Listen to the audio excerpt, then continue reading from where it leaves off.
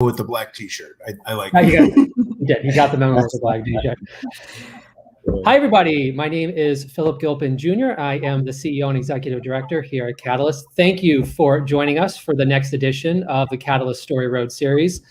Today is a really unique one. We have a lot of creators from around the world that are constantly asking us questions about distribution for their indie series and all the normal platforms and pathways.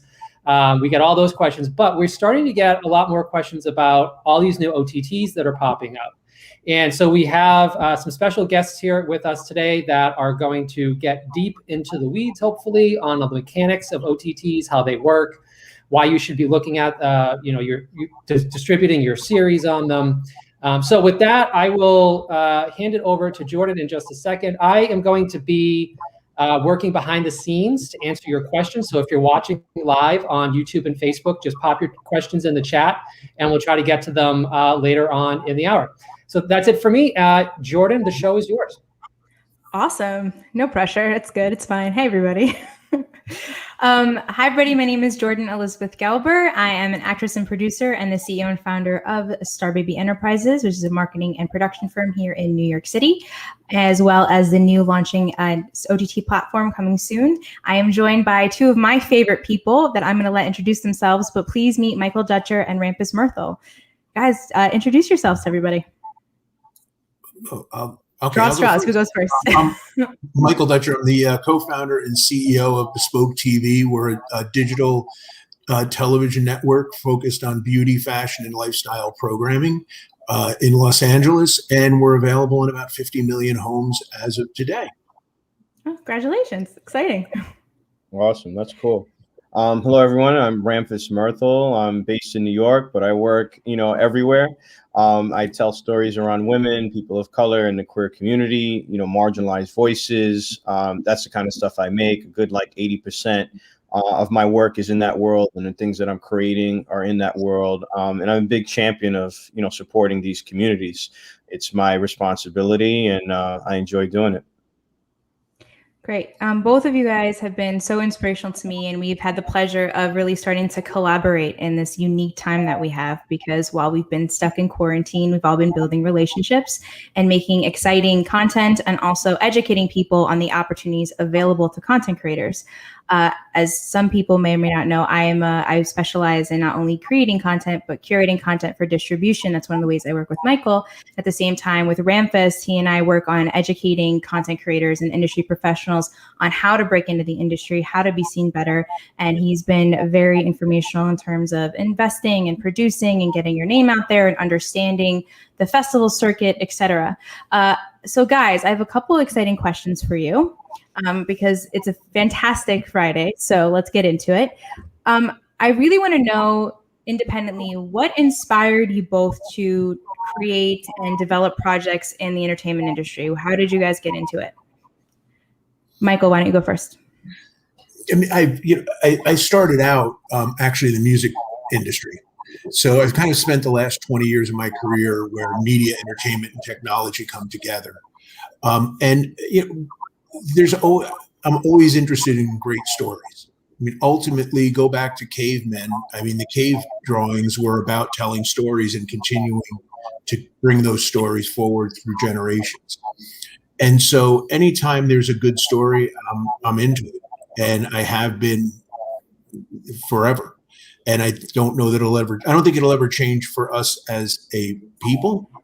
But certainly for myself, that's what, and what I'm doing now, what inspired me was I saw the need for the beauty and fashion space in particular, for voices to be heard outside of just digitally, meaning just YouTube or Facebook, and also wanted to give women of color, multicultural hosts, as well as women over 50 to talk about beauty and fashion, which is unheard of.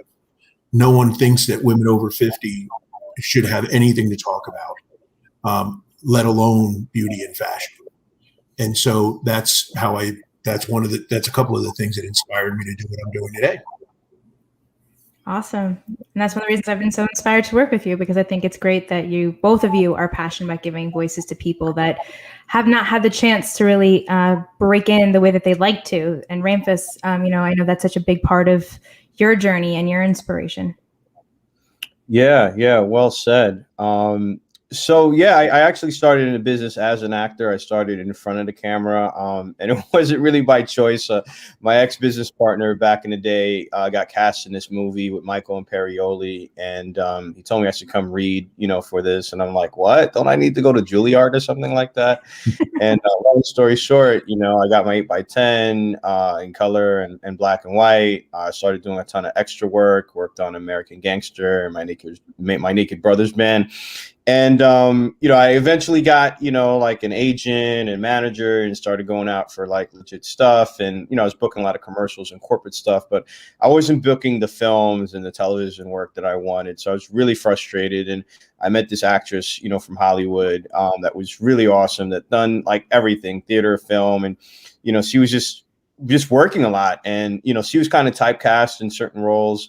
And she wanted to create her own platform. And she said, hey, Ramfis, I think we could help each other. Why don't we combine forces? And, she ended up, being in this Ice Cube movie. And I went out to LA, maybe my second time or third time. And it was my first LA premiere. And I got the opportunity to meet people like Tim Story and John Singleton and just amazing creators. And I met the head of the He froze. He'll be back. Yeah. And it was really just great conversation. And at that point, everyone was really open. And I said, like, why don't I go out there and start creating stuff? So I went back to New York. I started doing really small projects and funding them myself with my business partner. Not a lot of money, but we just made sure our actors and crew were well fed and taken care of. And project by project got stronger and better budgets and grew. And one of the opportunities I got was actually in a pilot that we're putting together called What's Cooking in Real Estate, where you cook to a meal, toast to a deal. And it's about these real estate moguls talking about deals that they've done, deals that they're doing, and deals they're looking to make. And this is the first time I had a multicam crew. We had a lot of interest and press. People wanted to buy this thing, and the investors were just like really, impressed. And this one gentleman in particular, had a liking for me. We connected. And anytime I needed like a Ghost or a Ferrari or Lamborghini, I can use one of his vehicles for a shoot. Nice. Or if I needed to do like a presentation, I can use his mansion. And then later on, he became an investor of mine and invested in other projects. And, this one film in particular, the one that he, really helped with, it got into the Cannes Film Festival and sold and got distribution, which opened up a ton of doors. And then as I worked on project by project, I noticed that I was working with a lot of women, people of color, and I was noticing a lot of like my colleagues that are queer, that identify as queer, not having, great opportunities. And the way I look at it is like, I don't believe in reinventing the wheel. We should all work together, come together. And that's how I kind of figured out like my mandate. I'm going to get behind, queer, BIPOC and female voices.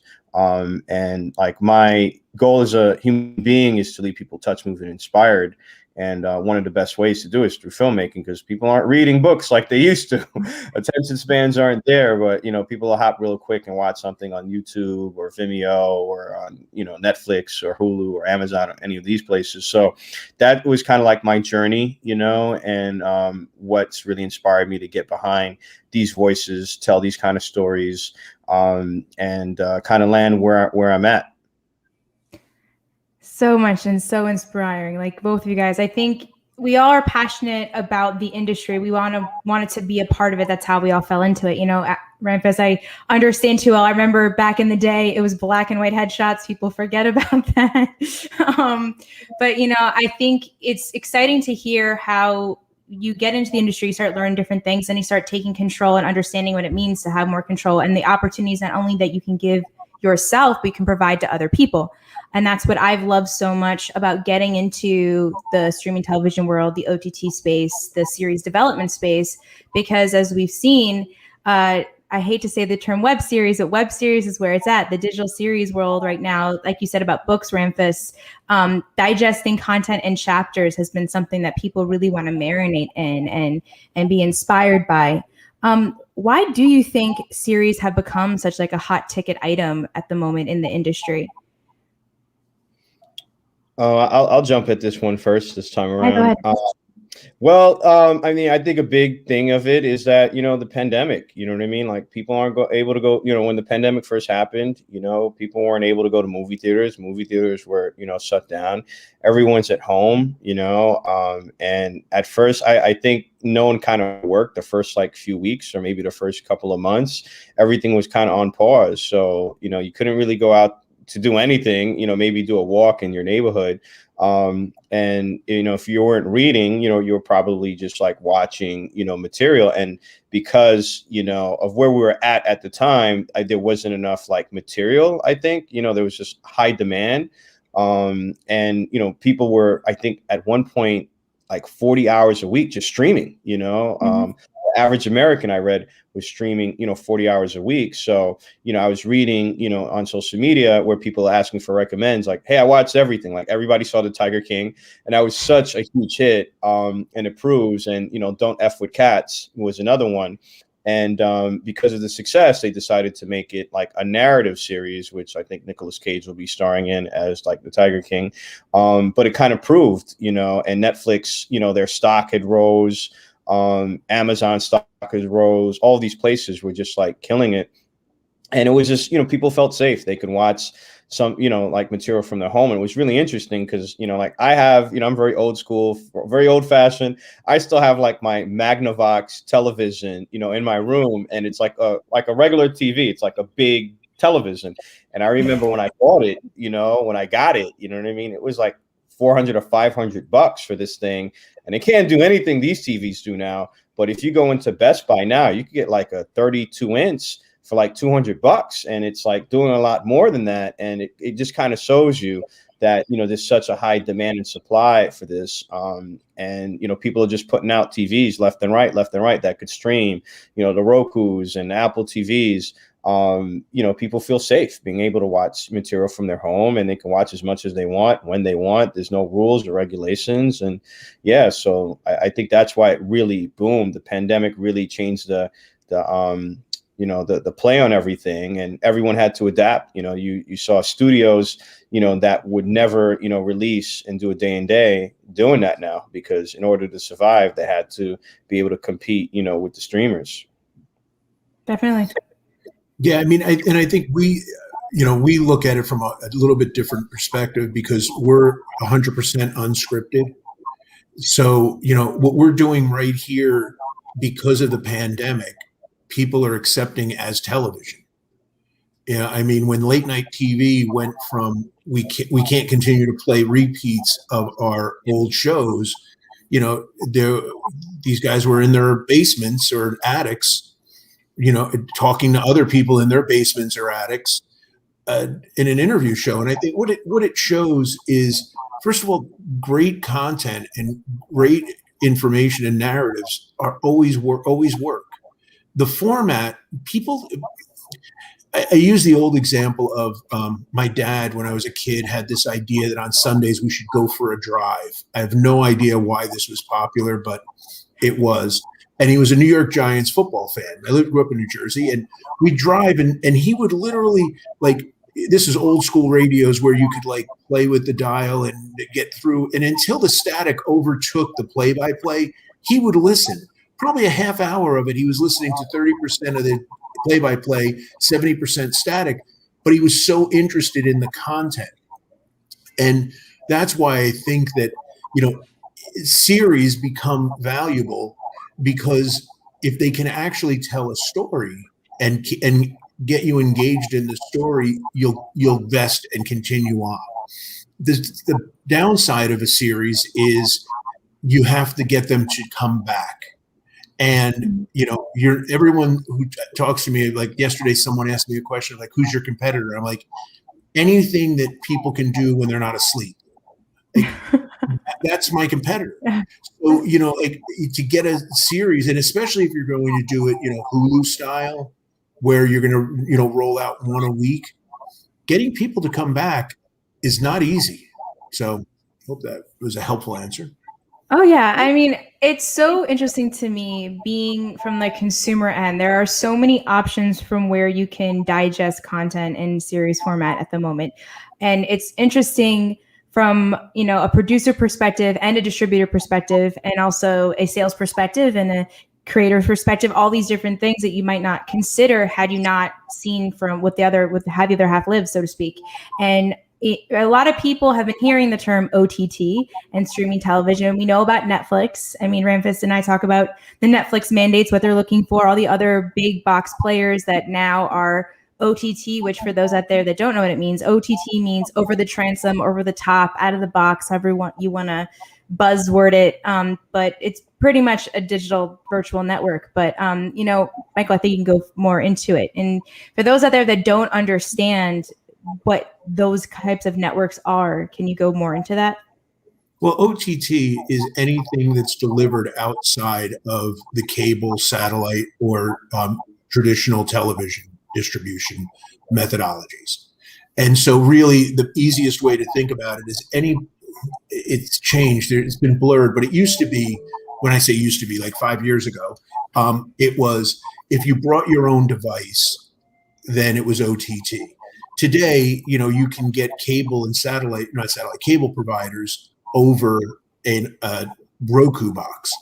But that's really what it is that the three main platforms really are Roku, Apple TV, and Amazon Fire Stick, not Amazon, the crazy delivery guy. But yeah, and that's also poses a huge barrier of where do I find, so I don't know if I think you're probably both aware, Amazon Prime 2 months ago decided that they no longer wanted unscripted programming anymore. And so prior to that, if you were in the know, you could literally upload your series or your show to the back end of Amazon Prime, like you could YouTube. Problem is so you now have your show on Amazon Prime. So what? Yeah, that's what. And so all OTT has done is allowed access, but it has not done anything with distribution. Distribution it's more difficult today from a distribution standpoint than it ever has been. Yeah. I mean, I think a lot of it is the learning curve of the fact that a lot of people aren't properly educated or don't know what to do. Like, I make this thing, what do I do? Or I have this idea, how do I get started? Ramfis, you and I have talked a lot about this, and I've also talked about this with you, Michael, as well. Excuse me. But what are some of the people that if I have a piece of content, which I do, obviously all of us have our own shows and contents and things, right? But let's say I have an existing series. I'm not going to talk about pilots because I have mixed feelings about pilots. So I'll put that to the side for the moment. But let's say I have a series and I shot it and it's done, but it only was maybe had the opportunity to be at one of Pilot's festivals or was at another web series festival, or I put it up on YouTube or whatever, or I made it, no one saw it. What are some other ways and opportunities that I, as a content creator with an existing piece of content that no one's really seen, how can I really break the barrier, especially at a time like this, to make those opportunities for myself? Because I think right now there are so many opportunities for people to pave the way to their success or redefine their pathway to success in this field. But there are a lot of people out there, right? You go on LinkedIn, you go on Clubhouse, you go on IMDb. There's like a list of names of people, but who can we start connecting to, or what are some practices that you think are good for people like that? That's a really good question, Jordan. Well, I'll actually bring up a recent experience. A talent manager friend of mine had told me about Black public media, which, I'm somewhat familiar with, not very familiar with. And he had invited me to this like virtual, pitch thing that they had going on last week, or it might have been the week before, where 10, creators hopped on, and they were all, like they came from, I guess, a larger list. Maybe it was 100 or whatever the number was. And these were the 10 that were, that were there to present. And they all had projects that were partially shot or almost done, or maybe they shot a sizzle, or maybe they were just, looking for the initial funding to, begin this. And what they did was that they would introduce themselves, the team, what they've put together, the sizzle, or maybe part of, like the series. And after that, they would come back, and then there would be like a moderator type person asking them a ton of questions, like, like why this story, why you, who's behind this, how much do you need? And the first day that I went, it was a 3-day event, so the first day that I attended, there was a project around it was like the Buffalo, Soldiers Project. And this gentleman out of Portland, he was just pouring his heart out, and it was really great content. And, someone in the chat just said, "Hey, I really love this. I love what you're doing. I'm going to fund you," and he got, I don't know how much money it was, but he got the rest of the funding that he needed. And then actually you and I were going back and forth, Jordan, because we run a couple of programs. We run a mastermind group with about 20, successful, individuals that are all operating at a very high level. And then we were coordinating a little fire, that was going on, for our next class. And we had a very high profile entertainment attorney attend that class to give like advice and stuff. And that's something that we've been able to do to help support, our community.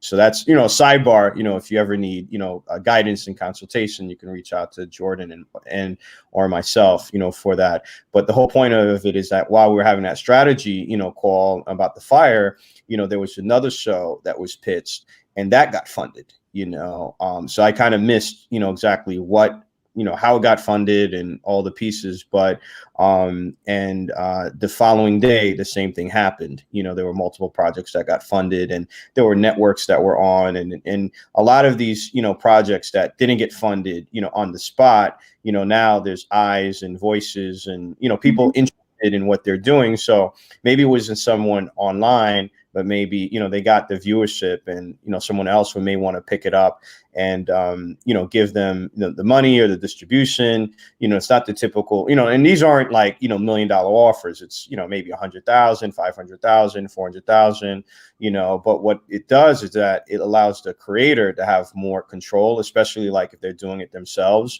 They have the firepower, and then they can release through, not the traditional space, where they hold the content, and, it gives them opportunity for other things that they're doing, because if there's a distribution company or a production company that's tracking this, they'll say, hey, this person did X, Y, this was great. Let's, perfect example is Tiny Furniture, Lena Dunham's, like little movie, that helped her get girls, same thing with Issa Rae, she did Awkward Black Girl, it was really impressive what she did with very little money. It got her Insecure, and it's happening more and more. And High Maintenance and a whole bunch of other ones. Yeah. So, I got to witness it firsthand, and I was actually blown away. I was really impressed, with all of this. And, my buddy that helped, introduced me to this whole thing, he had told me, sidebar, hey, I know you have a couple of unscripted projects that you're putting together in the television space. I'm happy to make those introductions, because this is spot on, and they can fund it, and you can control it yourself. You don't have to take it to, networks. So it's something that, we're considering, my group and I. But I've seen that's one way. And, how you find this stuff out is, research, your R&D, it wasn't on my radar, but beyond now Google, beyond Google, guys, you got to go in the deep dive beyond Google, guys. I just had to say that. But I think the thing is that, so you have, if you take that a step further, so, first of all, the dumbest money in Hollywood is production money. It will always be the dumbest money. It's the money that's at most risk, right? If you produce something, who cares? And by the way, and I know we're not talking about pilots, but just in the network television world, they're doing hundreds of pilots every season, and they pick and by the way, they don't spend a little bit of money. Like my friend did an HBO pilot, and they spent $6 million making this pilot. So it's not like they're just giving them a couple of $100,000 or $10,000 even. I think the hard part is, so you have it done, you want it, and everyone wants to go to Netflix. That's where everyone thinks, and Netflix is saying that their business model isn't to pick up negatives. Their business model is to own IP straight through, right? Because ultimately what they're saying in how they're doing business is, in 20 years, when the kid who's now 3 years old turns 23, they're going to come to Netflix and they're going to see Orange is the New Black, and they're going to say, oh, I'll keep paying $49.99 probably in 20 years for Netflix because I'm going to watch Orange is the New Black. That's why they didn't do the traditional syndication model of most television infrastructures. And I think that where I see content creators go off the rails is that they spend a lot of money on production and then don't realize that if you don't get the brass ring, if you don't sell to HBO, if you're not Lena Dunham, right? I get, like, if you're using it as a calling card, it's one thing, but if you're actually trying to make it a business, you don't have any money for marketing. Yep. So, and if you get onto Netflix, like I have a friend of mine who works at Netflix. She and her producing partner is married to a very high profile actor. He's in the movie. They have a movie on Netflix that you and I have never seen because unless you literally do forensic searching, you could never find the movie. And so it becomes like, it's a tree falling in the woods. What do? You have to drive people to your content, and you can do it organically, but really the noise in the channel at this point, there's a reason why Mark Zuckerberg is so wealthy because the algorithm doesn't work. They broke the algorithm, so you have to pay money. And if you're not paying money, then you're in trouble. So I just think that, and again, this is only my opinion, and you're both free to, have a different opinion. But I think that, when I was younger, it used to be friends who made movies would have no budget for music.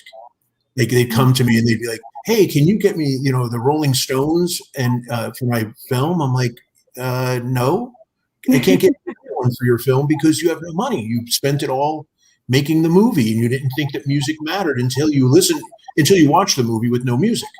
And then you went, oh, that's why people put music in movies. Oops, so, I forgot something. It's very similar now. Sorry. I completely agree. I mean, this is the whole reason why I'm very fortunate enough to still be in business. I mean, last year when everyone was at home and they couldn't go out, we couldn't go to festivals. Festivals were trying to figure out what the new normal was. And the whole library of content that was going to be distributed last year or produced last year, everything was on pause. So people had to discover new ways to allocate content, create content, find new things, connect to people. And I said, you need to start marketing. And that's where I come in. I mean, it's so funny that three of us are on this panel today because this is exactly what my pipeline is, right? Ramfis helps stuff get produced, come up with series, come out, make it happen. They come to someone like me. I'm in the middle person helping them with the marketing and the outreach. I come to someone like you, Michael, and then we go to the follow through of like maybe putting it on Bespoke TV or putting it on another network. I think that people need to understand that there are different phases and you need to acknowledge all phases. Like when I first got into production, a lot of people put so much money into just having like the best camera, but didn't want to save any money for editing. They wanted to have like an editor that, I'll just get some kid to do it for free. And it's like, well, if you decide to shoot something on a red camera, you're going to be stuck doing that for a long time. You need to really budget and be pragmatic about what you're doing and understand why you want certain things. And I think marketing right now is just as important as people right now who are ensuring that they're making their productions COVID compliant, because we have to. You should be thinking about the fact that you have to do marketing. There are a lot of great resources out there. I mean, I met you, Michael, because of Clubhouse and LinkedIn, and now we've built a relationship. And I met Ramfis because of the work that I've been doing on LinkedIn and creating outreach and starting conversations. So I think a few great resources that you guys both kind of highlighted is one, understanding your marketing strategy, because this is a business. It is show business. As much as we love and are very passionate about the artistic side of it, you're trying to make a career with this, and not to be so clinical about it, but be respectful of the fact that you want people to see it. You want people beyond just like your mom in the basement with your friends, or just submitting it to so many festivals, because sometimes it doesn't see the light of day because there isn't a follow through beyond festivals. People forget that. They don't even maximize the relationships that they make at these particular festivals. They just go on to the next festival. And what's not taking it off of series, but just an easy thing to look at is what do you think the percentage is of films that go to Sundance? And by the way, how many films get submitted to Sundance, right, that don't make it to Sundance? How many of those films do you think actually get distribution? And how many of them do you think go to some sort of aggregator who puts them on iTunes and, puts them on all the pay-per-view video on demand services and never to be heard from again? It's a very small percentage that get a real distribution deal. And what I mean by real, I'm saying if you're in the film world, like you want to get a theatrical release, or if you're going to go to Netflix, they're giving you actual money, so you're walking away from that deal with something not making you whole as a producer, and your producer's whole. Very few, and it's getting less and less, because the reality is the film and television business is now like the music business. The three of us, we could put our gang together, and make something and shoot it on our iPhones, go to Amazon, buy a couple of lighting packages, and we now have a piece of content, and it's going to compete in the same channel as any other piece of content. Now, because I don't believe in the paradigm of good and bad, because what I find, like, there's stuff that's very popular, like the Tiger guy. Like, I didn't think that was that interesting. I watched 2 episodes and it wasn't that interesting to me. That doesn't mean it's bad. It just means it's not something I like. So, I think that you're still competing. You have to remember, you're just competing against everybody.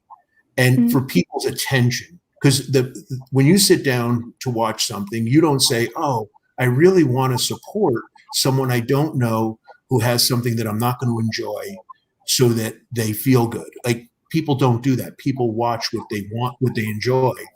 And so that's why good and bad paradigm doesn't seem to work.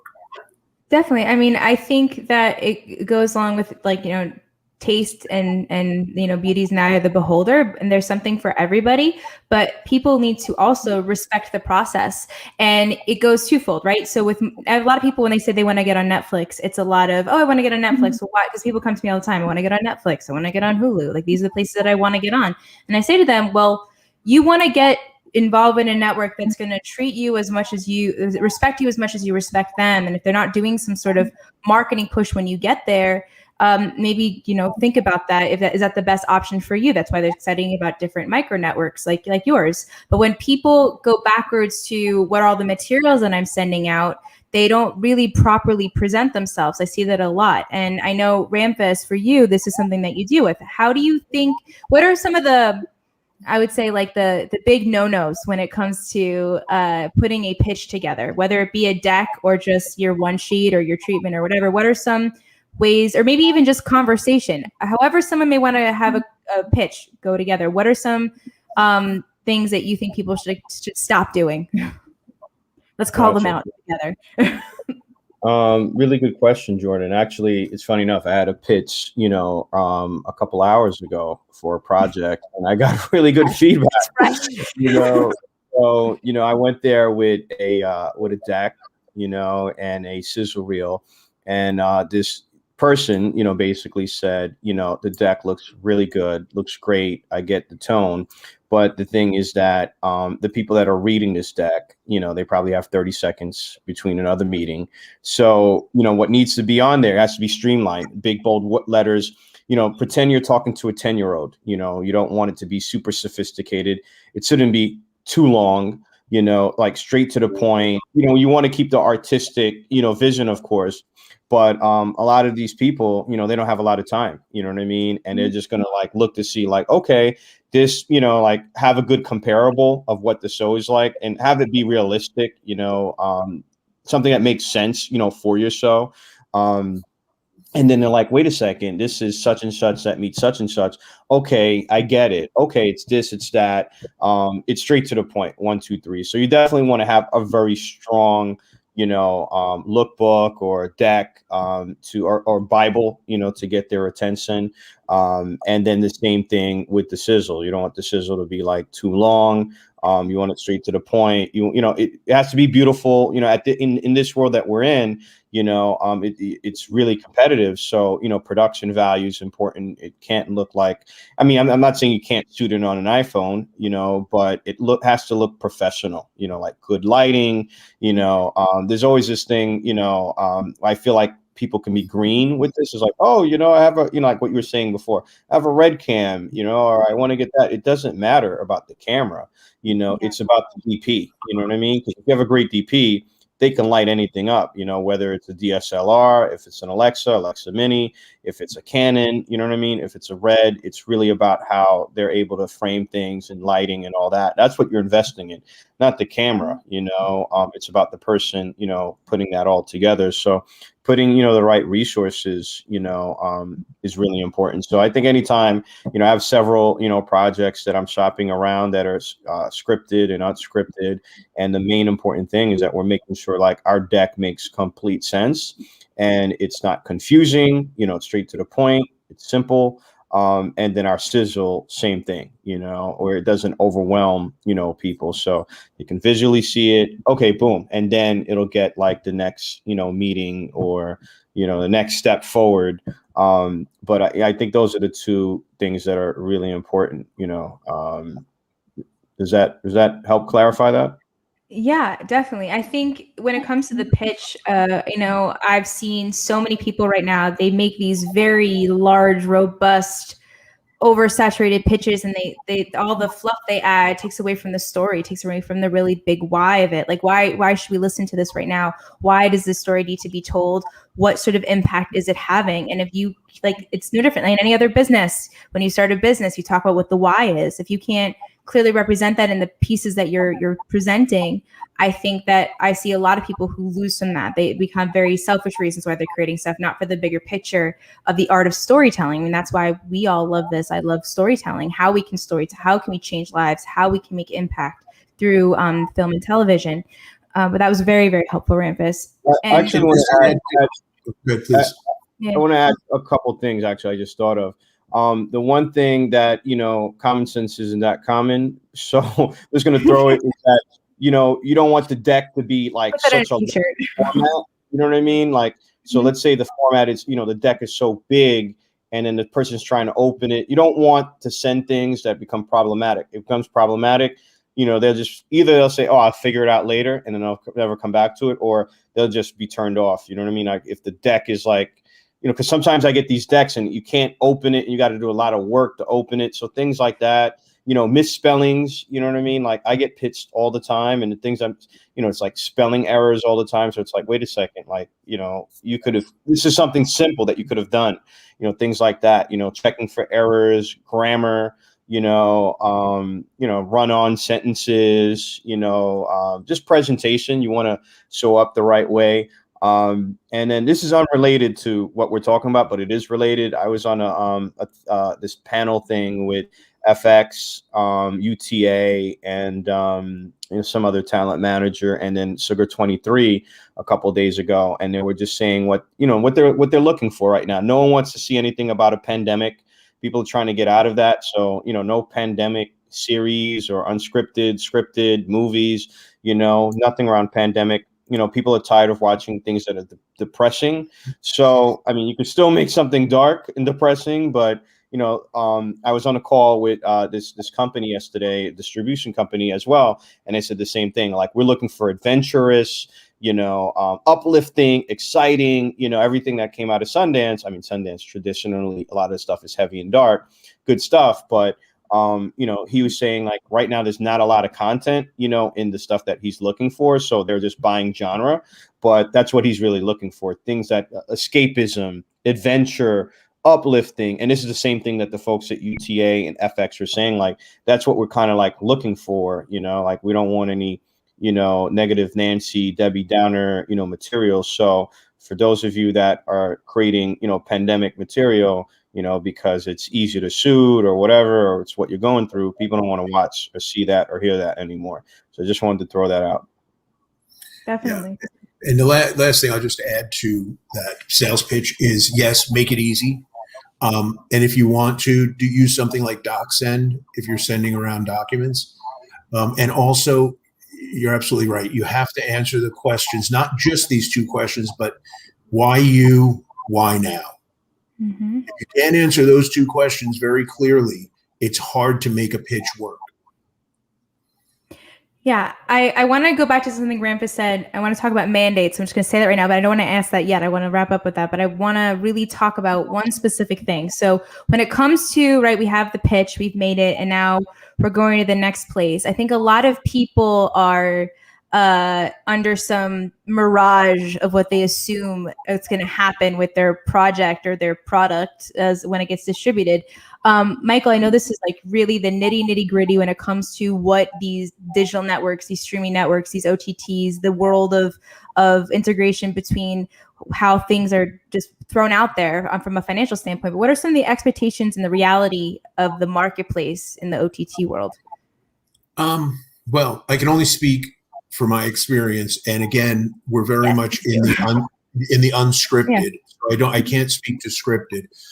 In unscripted, I can go out today and license a bunch of stuff that you've seen on cable networks in a rev share.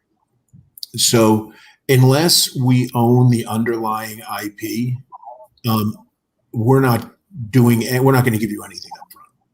I mean, and that's not just us. That's pretty much everybody.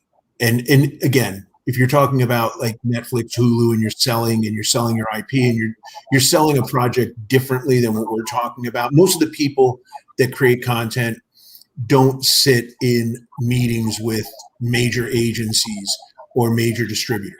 They just don't. They're working on this in a grassroots way. And in that case, I think that most of the people that are my, contemporaries and competitors are not spending anything on it. And even internally, when we're producing on a budget that is very small. And it's only because it's a digital first process. Like, you can't put a huge amount of money into it and then expect to get it out, unless you go to a company if you see publicly that they raised $1.5 billion, then sure, they're going to spend a lot of money on production because they have to burn through that cash quickly. But beyond that, there's just a lot of great, and there's a lot of great content. Again, not with the good and bad, but there is a lot of really good quality content out there in the unscripted world. I mean, I just looked at two things in the last week. One of them was at Amazon. They left Amazon and wanted to come to us, and I mean, it's amazing. I mean, I have traveled. Talk about escapism. Our travel shows are doing really well. These are, people that were YouTube creators that go out with themselves, a camera person and a drone operator, and they're making content that looks like it should be on Nat Geo. I'm not saying it's exactly, but like when you look at it, you're not like, oh, that looks like someone's iPhone. That looks like someone who knows, and they know how to tell a story about the location. That's the other thing, is that they actually understand that there has to be a narrative in unscripted. So I don't know if that answers your question, but no, I think it does. I think there are and I want to also throw the question onto Ramfis, because Ramfis, I know that you deal a lot with, and it's going to go back to my mandate question, but no, Michael, I think it's really important what you said, because people, I think they forget there are different genres of content, and there's a huge world of unscripted content, and it's like very large and vast and has the how-tos and the travels and the experiencing and all those great stuff. And that's one way of doing business in the industry. And I think, going to Ramfis, there's also the scripted world. And I want to, so my kind of repeater question to you, Ramfis, is how do people discover what the networks are looking for? Because you just mentioned that what like the UTA and FX were talking about. I know that you and I have discussed some of the mandates at Netflix and other places, but how does someone find that out for themselves? And how can they seek out that knowledge? And then also, let's say they get it, they have something. what are the expectations that they should experience or perceive when they start making those deals for themselves? Yeah. That's a very interesting and complicated answer. I mean, There's I'll gonna be tell a you, pop quiz for everybody at the end of this. I mean, I've went about doing it a certain way, but it's, I'll tell you what I've done, per se. I mean, I've gone the traditional route, honestly, of doing that stuff. So, the stuff, that I'm putting out there or working with, I'm working with like CAA, you know what I mean? So, and they know everything that's going on. So, they're a machine. So that's really helpful. Or, I'm working with, a production company that's repped at ICM or GERS. So that helps a lot. On top of that, I am on the board of the Hollywood Radio Television Society, HRTS, which is New York and LA. So I'm an associate member. And because of that, what's happened over the past year is that a lot of my LA counterparts I'm connected to more now because of the pandemic. So that's a plus. This pandemic has helped in that sense, because there's no way I would have all of these, people, even when I'm in LA. So I spend a lot of time in LA. And there's thousands. I mean, I don't know, thousands of people. There's a lot more people in LA than in New York. So I've gotten to know a lot of the heads at, whatever company, whether it's Fox or Disney, and they tell me exactly what they're looking for. So I reverse engineer it. I'm a big believer of that. I'm like, all right, this is working. I'm going to go ahead and find things that fit that. And then I'll present it and then pitch it. And then if it makes sense, we continue. So that's what I've been doing, for that to work, per se, is just using a lot of agency relationships and, direct. I'm not going through the assistant. I'm going to the decision maker, and we're having a candid conversation. So that's been really helpful. I know not everyone can exactly do that. But one of the things that we have done, Jordan, which is very helpful, is that, we teach a LinkedIn, masterclass and a course where we show people how to get in a room and key messaging and setting up your, bio and picture so it looks professional and people take you serious. And then, people that have attended our course in class have seen a lot of success, been able to either land financing or jobs or opportunities. So that's one way as well. And then what I've been personally been able to get, which, it's not available anywhere, everywhere, is the mandates, what every network is looking through. So I've developed relationships with some of these agencies, and they give me like exactly what, because that's their kind of card in the back pocket, right? So I've been able to, put those together in like a document and utilize that for my internal team. Like, okay, this is what ABC is looking for. This is what, FX is looking for, Stars or Disney or whatever. Let's keep an eye out, for that particular content. So that's something that, we have access to, Jordan and I. And we've been utilizing, to go out there and, just make sure like we're on the nose with, what the networks, because what they were looking for last year is very different from what they were looking for this year, and so on. And then obviously being in those rooms and those conversations, like attending, like high profile events and festivals like Catalyst, where they're able to bring in high players that talk about exactly what they're looking for. And then, what to create, like I'm just a big believer in reverse engineering, because 100%. You can create something that you really love, but just because you love it doesn't mean other people are going to connect with it. You know what I mean? So it's about the masses, and, Netflix has their algorithm. So does all these other OTT platforms. They know exactly, they can make a decision in a split second to do something or not, because they know what fits their metrics. So right now, the big thing is romantic, whatever, movies, comedies, that's the hot thing, the Bridgertons of the world. That's what's really, moving the needle, so and it's based off the audience, like what people are watching, and they're very metrics, kind of driven. So that's how I've been able to like kind of maneuver and know like what to pitch and how to pitch, and then, ask my network, for feedback. Another thing I strongly push is that, we are a community, we should all look out for one another. there's an abundance of like wealth and opportunities. So, connecting with like-minded people that are kind and that want to help each other, that's key, because, not everyone is right for you. Like you go to a film festival and you might meet some people that you really like, and they just may not connect with you on that vibe or that level. And that just doesn't mean that you're a bad person. It's just not the right fit, but the right people will connect with you and vice versa. And these are the people that you go to and say, hey, this is what I'm dealing with, or this is a problem. And they give feedback and vice versa. Like when I'm putting these decks together, I always send it out to people that are smarter than me, that have accomplished more than me, to give me feedback, and then I use that and bring it back to the team. So I encourage everyone to do that, because we are a community. When one film or one show does bad, we all get judged. It's not like, oh, it's Ramfis's show. It's like, oh, filmmakers don't make their money back. You know what I mean? So how dare you, Ramfis? You're ruining it for everybody. So, both of you guys have been such huge inspirations to me and also mentors to me over the last few months, and I really appreciate it. And Ramfis, you mentioned about paying it forward. So, I've been able to work with you on the course and other things, and talk to you about different projects I'm working on, and same with you, Michael. If somebody wants to work with you, Michael, because I'm sure a lot of people listening today have unscripted shows or want to find out more about your network and understanding that, how can they get a hold of you, or how do you look for people to work with?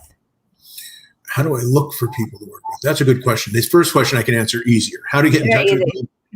You can go and Instagram. Our DMs are always open, and we can start a conversation there, and that's really easy. Or my email is just my first name at bespoketv.com, and it's without the E. It's just bspoketv.com.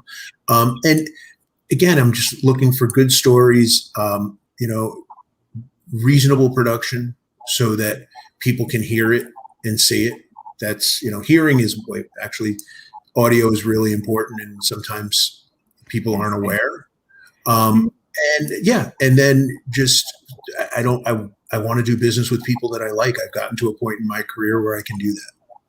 So like people that not that I want to, be best friends with, but just that I want to be around, that are easy to work with. And, they don't have to, they can be creative, but just, there's people that make things harder that I don't want to make things harder. There's a lot of those people out there. This is supposed to be a fun industry. It's already hard enough trying to make stuff. I think, community is everything. And I will also kind of say, Michael, another great thing about working with you, as someone who's been working with you, you also provide really constructive criticism that people can learn from for the content that they have, if there's a way to tweak it or make it better. And I appreciate that, because I think a lot of people forget that you can learn in the journey of you're doing this, and then finding people to connect with and learn from and share information with. So I just wanted to say that you're very helpful with that as a person of interest. But I really appreciate that. And Ramfis, if somebody wants to work with you or find out more or get in touch with you, and I'm going to also pose the same question: how do you find people to work with? So the easy question and the hard question. Got you. Well, easy is, it's just my name, ramfis.net. You know what I mean? My email is ramfis@ramfis.net. So that's like direct. Very difficult. So, and then, I'm on LinkedIn. I'm pretty responsive on LinkedIn. That's what I probably use the most. Yes, he is. Yeah. I mean, hey, we're doing a LinkedIn class, right? So, I'd call you out. So yeah, I'm very, active on there. I don't respond. I may not respond to messages right away. I eventually get back because there's a lot of messages coming in, but I'm active on there the most. And then also on Instagram, it's just basically my name, Ramfis Myrthil Official. So another way to, connect with me. In terms of material, to be frank, most of the people I usually work with, come, through recommendations. So I know that they've been vetted, it comes from like a high level. I don't really take on like blind submissions. I'll look and peek sometimes, and, if it's really intriguing, I'll check in. But I, similar to Michael, I like working with people that I want to work with, that I like, that I know, that aren't, insane or crazy. And that,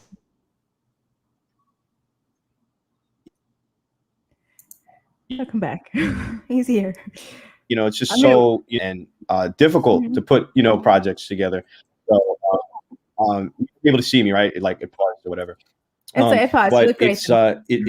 it's important. Thank you. I want to work with people that that really excite me. Not to say that I wouldn't work with someone new, but I like working with people that have the same kind of vision and goals, and that are very high level, that communicate very well. That it seems to be an issue not just in this business but just across the board. Communication is really key. People that are kind. That's really important to me. But I look at things that come in, but if it comes through someone that I know and trust, then I really take a look at it. Well, I am so happy to have been able to do this panel. He was my first panel catalyst, so we broke the ice well together. Thank you. And I'm going to give everybody out there one piece of very important information, that when you reach out to great people like Ramfis and Michael, that make sure you're reaching out for genuine relationship building skills. I think a lot of people, they go out and they don't know why they're messaging people, but they look at their job title and decide, oh, that's somebody I should collect into my repertoire. But finding people to really create long-lasting relationships, because you want to continue to build and grow. And I'm very fortunate to be able to do that with both of you in different ways. And we look forward to doing more great things together in 2021, because I have a feeling a lot of exciting stuff is going to happen in this space over the next few years. And this year, I think, is going to be just going to burst wide open with a lot of exciting storytellers. So thank you, everybody, for checking out today. Again, this is Jordan Elizabeth Gelber, and this is Catalyst Stories on the Road. And to find me, find me on Instagram or LinkedIn at Jordy_Starbaby. And I will see you guys later. Thank you so much, and have a great rest of your day.